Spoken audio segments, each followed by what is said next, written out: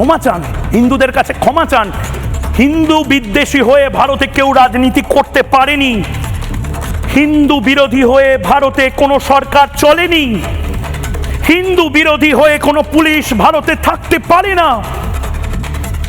কি শুরু করেছেন আপনারা আজকে এত সহজে? ওং লেখা পতাকা, গেরুয়া পতাকা দেখে আপনারা লাঠি দিয়ে ফেলে দিলেন, পায়ে মারিয়ে দিলেন।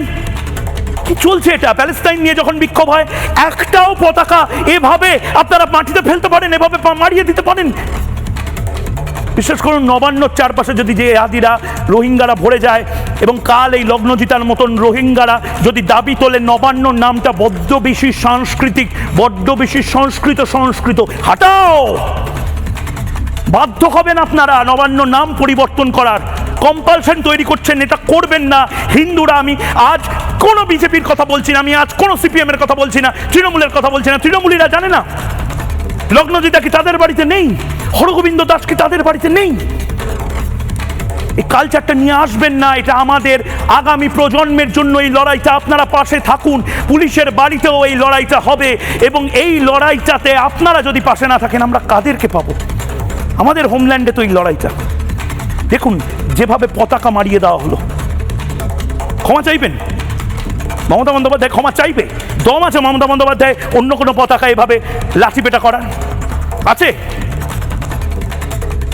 হিন্দু রক্ত বড় সস্তা, হিন্দুরা বড় সস্তা, হিন্দুদের প্রাণের দাম বড় সস্তা, হরগোবিন্দ দাসদের প্রাণের দাম বড় সস্তা, চন্দন দাসের প্রাণের দাম বড় সস্তা। কিন্তু আর হবে না। 26-এ বহু মূল্যবান,